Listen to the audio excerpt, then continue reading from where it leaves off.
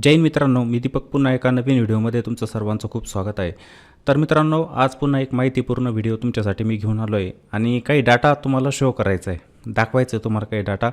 आता काही जण म्हणतील की आम्हाला या डाट्याचा काय फायदा सर? ठीक आहे, कारण की तुम्ही जे डाटाचे व्हिडिओ टाकत असता त्याचा फायदा काय? त्याच्यामधून आमची कोणती कमाई होऊ शकते, असा काही जणांना प्रश्न पण पडलेला असेल. त्यामुळे काही जण या व्हिडिओकडे दुर्लक्ष पण करतील. पण मित्रांनो, हा डाटा तुमच्यासाठी फायद्याचा आहे. चांगलं काय वाईट काय हे तुम्हाला समजेल त्याच्यामधून. त्यामुळे तो व्हिडिओ बघा, तुम्ही दुर्लक्ष करू नका त्याच्याकडे. आता काही जण असतील की तुम्ही जो डाटा सांगताय ना तो आम्हाला चांगला वाटत नाही, तुम्ही हे चुकीचं सांगताय. तर हा माझा डाटा नाही आहे, तर हा सेबीचा डाटा आहे, तोच मी तुम्हाला सादर करतो आहे. कारण की मी असं डायरेक्टली काही बोलू शकत नाही, माझ्याकडे तसे प्रूफ आहेत, तसा डाटा आहे. त्यामुळे मी त्या गोष्टी तुम्हाला सांगण्याचा प्रयत्न करतो आहे. आणि जर व्हिडिओ आवडत असेल ना तुम्हाला, तर त्याला एक छानशी कॉमेंट पण नक्की करायची. ठीक आहे, मी नेहमी सांगतो तुम्हाला, एकतर व्हिडिओ बघणाऱ्यांची संख्या कमी झाली. ठीक आहे, हेच असतं की ज्या चांगल्या गोष्टी पाहिजे असतात ना त्या अकस्मात करणारे लोक फार कमी असतात. खूप कमी व्यक्ती अशा असतात की त्या फक्त शिकण्यासाठी येत आहे. ठीक आहे, थोडं थंबनेल बदलायचं आहे फक्त. बघा, थोडं थंबनेल जरी दिसला ना तिथं त्याला बघणारे खूप जण असतात. पण एक नॉलेज जे म्हणतो ना आपण, जर नॉलेज घ्यायचं आहे तुम्हाला तर वेळ द्यावा लागेल तुम्हाला त्याच्यासाठी पण, आहे की नाही. चांगले रिसर्च पण त्याच्यावरती करावे लागतात, सर्वच गोष्टी आल्या त्याच्यामध्ये. तर तसं करू नका मित्रांनो, तुमच्या फायद्यासाठीच सांगतो आहे. ठीक आहे, पर्सनली माझा पण फायदा नाही त्याच्यामध्ये. काय फायदा असणार की मी तुम्हाला हा डाटा सांगतो आहे आणि तो डाटा सांगितल्यानंतर मला काही पैसे मिळणार आहे, असं पण काही नाही आहे. पण फायद्याचं आहे ते सर्वांना सांगायचं. त्यामुळे व्हिडिओ बघत चला आणि कॉमेंट पण नक्की करत चला. आणि जर कोणी चॅनलवरती नवीन आलेलं असेल, म्हणजे व्हिडिओला पहिल्यांदा बघत असतील ना, तर त्यांनी चॅनलला सबस्क्राईब मात्र नक्की करायचं आहे. सबस्क्राईब करत चला तुम्ही. खूप जण सबस्क्राईब करत नाही, तर असं करायचं नाही मित्रांनो. ठीक आहे, आता 1.5-2 वर्षांपासून आपले सबस्क्रायबर थोडेसे कमी झाले, वाढत नाही आहे. जेव्हा आपलं प्लॅटफॉर्म चालू झाला तेव्हा 2 वर्षामध्ये छान रिस्पॉन्स होता, लोक यायची पण, व्हिडिओ बघायचे पण, आणि सबस्क्रायबरची संख्या पण वाढायची.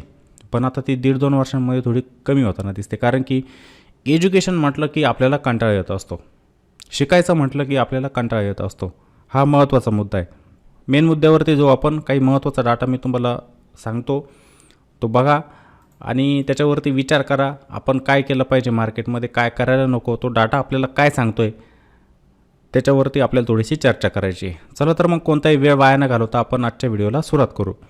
तर मित्रांनो, हा जो डाटा मी तुमच्यासमोर आता दाखवतो आहे, तुम्हाला शो करतो आहे, तर राज्यसभेमध्ये हे मुद्दे मांडण्यात आलेले होते फायनान्स मिनिस्ट्रीद्वारे.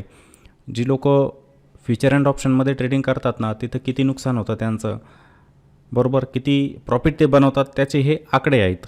आता हे सेबीद्वारेच आलेले, बरोबर की नाही. हे कॅल्क्युलेशन करून कोण देणार फायनान्स मिनिस्ट्रीला? सेबीच देणार. तर हे सेबीचेच आकडे.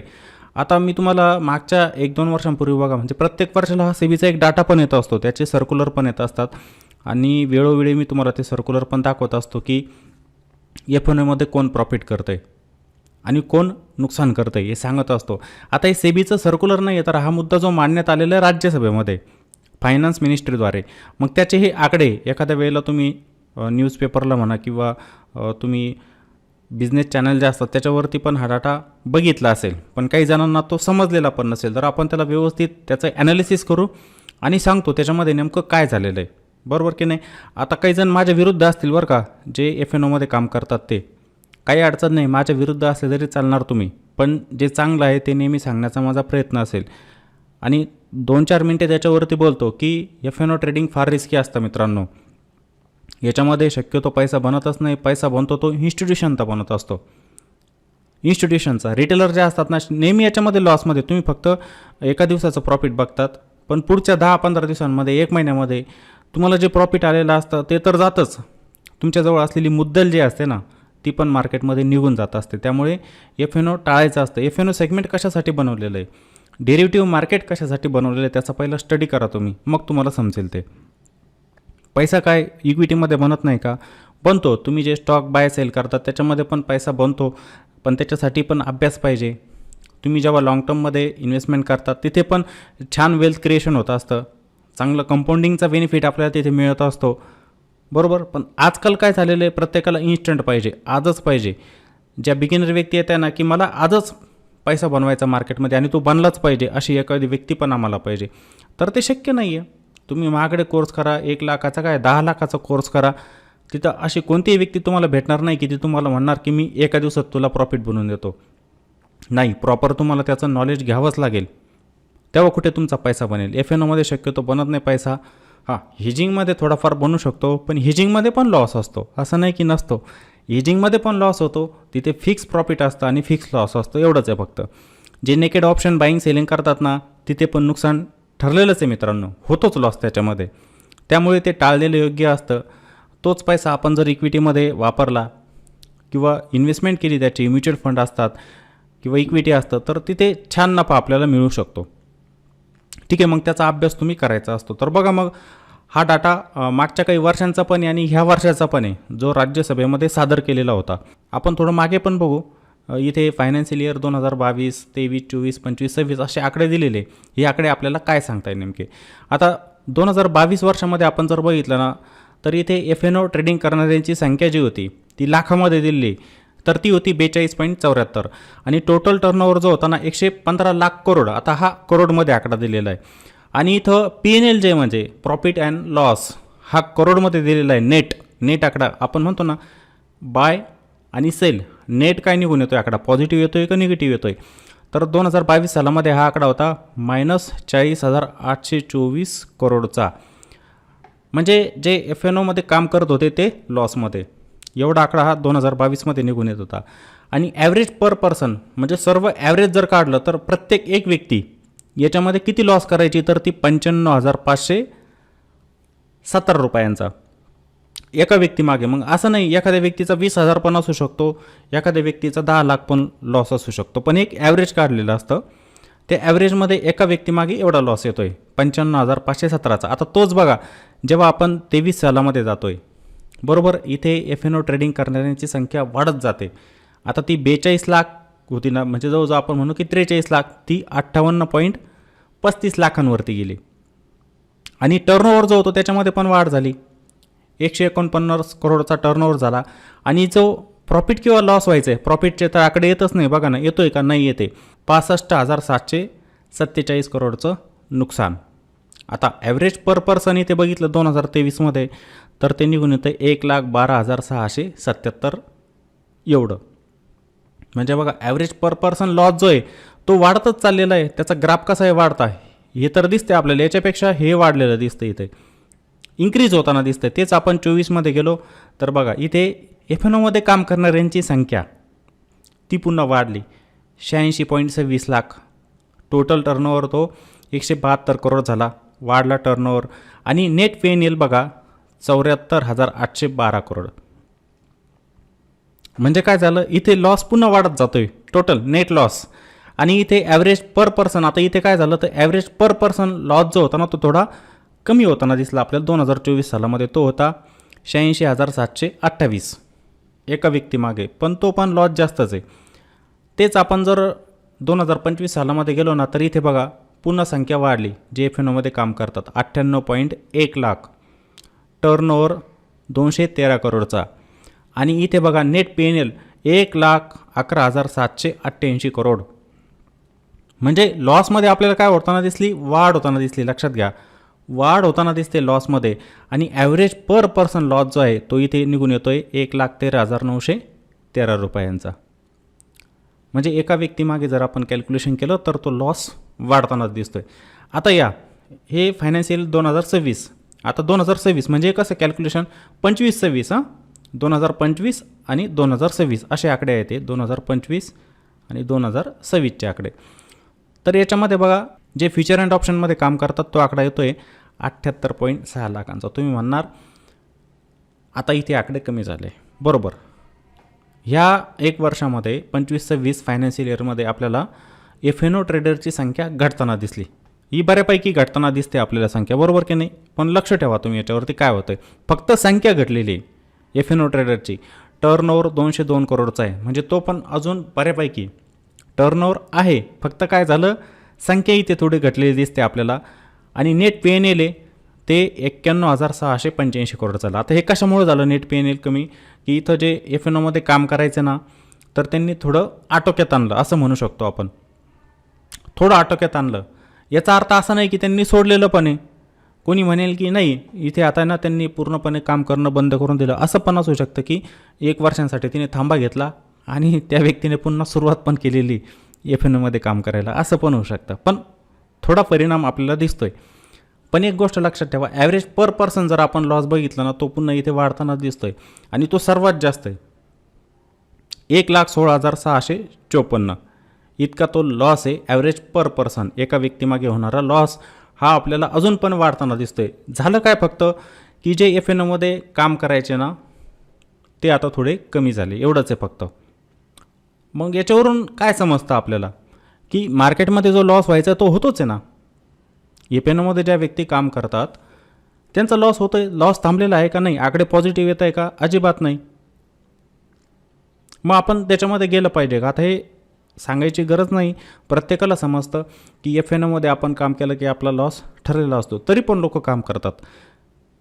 ही गोष्ट व्हायला नको, त्याच्यामुळे मी याकडे नेहमी तुमच्यासमोर सादर करत असतो, जेणेकरून आपली जी रिटेल कॅटेगरी, हे बघा सोशल मीडिया प्लॅटफॉर्म असा आहे तिथे फायदाच आहे. आता ते फायदा काय मी तुम्हाला दाखवतो आहे. या ठिकाणी ऑप्शन ट्रेडिंग केल्याने प्रत्येकाचा फायदा होत असतो. आणि ज्या व्यक्ती तुम्हाला सजेस्ट करतात की ऑप्शन ट्रेडिंग करा माझ्या अकाउंट थ्रू, एक डीमॅट अकाउंट खोला आणि त्याच्याद्वारे तुम्ही ट्रेडिंग करा, त्या व्यक्तीचा पण फायदा असतो. म्हणजे एक प्रकारे अशी चैन असते. लॉस तर आपण सहन करतोय ना हो तिथं, सोशल मीडिया तर सांगेलच. मग ज्या ठिकाणी ज्याचा फायदा असेल ती गोष्ट सांगायला आवडेलच त्यांना, कारण की त्यांचा फायदा आहे, त्यांची कमाई तिथून होते. पण आपण समजून घ्यायचं असतं की नेमकं इथे गडबड काय. इथे माझा तर फायदा होत नाही, पण मी पैसा कोणाला देऊन येतोय. आता दुसऱ्या स्लाईडवरती मी तुम्हाला ते दाखवतो, म्हणजे तुमच्या लक्षात येईल. हा महत्त्वाचा डाटा मित्रांनो, लक्षात घ्या. यावर्षी काय झालं, 25-26मध्ये काय झालेलं आहे, जे F&Oमध्ये काम करतात ना त्यांची संख्या कमी झालेली. पण ॲव्हरेज पर पर्सन लॉस जर बघितला ना तो अजून पण जास्त आहे, तो वाढतच चाललेला आहे. आणि तो थांबेल का असं वाटतं तुम्हाला? मी तर म्हणतो मला नाही वाटत तो थांबेल. मला नाही वाटत की ते लोक काम करणं थांबवतील, कारण की प्रत्येकाला मार्केटमधून इन्स्टंट पैसा हवा, ताबडतोब पाहिजे पैसा, त्यामुळे लोक हे करणारच आहे. किती आता मी जवळजवळ आता 4 वर्ष झाले तसं आपला हा यूट्यूब चॅनल पण चालू आहे, त्याच्यावरती नेहमी हेच सांगत जातो आहे तुम्हाला. पण काही फरक नाही. मी एकटा काय करणार हो, आपल्या चॅनलवरती असणारे सबस्क्रायबर लिमिटेड आहे, जास्त नाही. काहींचे तर 10 लाख 20 लाख 30 लाख एवढे पण सबस्क्रायबर असतात, बरोबर. आता मी एकटा माणूस काही नाही करू शकत त्या ठिकाणी, पण जे येत आहे प्लॅटफॉर्मवरती कमीत कमी वाचतील ते, हाच माझा उद्देश त्याच्यामध्ये. आता इथे बघा STT जे एक्सचेंजेस पे करताय कोणाला, आता हा STT जो असतो ना तो गव्हर्नमेंटकडे जातो, सिक्युरिटी ट्रान्झॅक्शन टॅक्स आपण त्याला म्हणतो. की जे पण तुम्ही ट्रेड करणार F&Oमध्ये जे ट्रान्झॅक्शन होत असतं त्याच्यावरती लागतो टॅक्स, त्यालाच आपण काय म्हणतो STT असं म्हणत असतो, सिक्युरिटी ट्रान्झॅक्शन टॅक्स. हा जात असतो गव्हर्नमेंटला. आता हा आकडा करोडमध्ये दिलेला आहे बघा तुम्ही. पहिले आपण हे आकडे बघू डायरेक्टली, मग तुम्हाला सांगतो मी. आता बघा F&O सेगमेंटमध्ये 2021-22 सालामध्ये STT जायचा 6,634 करोडचा, हा करोडमध्ये आकडा. 22-23मध्ये 9,053 करोड, 23-24मध्ये 14,359 करोड, 24-25मध्ये 22,225 करोड आणि 25-26मध्ये हा आकडा जातो आहे 27,655 करोडचा. म्हणजे एवढा STT जातो आहे सरकारला. येते लक्षात. हा STT सिक्युरिटी ट्रान्झॅक्शन टॅक्स म्हणजे काय होतं आहे की तुम्ही प्रॉफिट तर बनवत नाही आहे, लॉस तर करताय आणि सोबत STT पण, टॅक्स पण पे करताय. त्यानंतर ब्रोकरेज असतं बघा तुमचं, ब्रोकरेज इथं दिलेलं पण आहे, व्हॅल्यूज इन रुपीज करोड.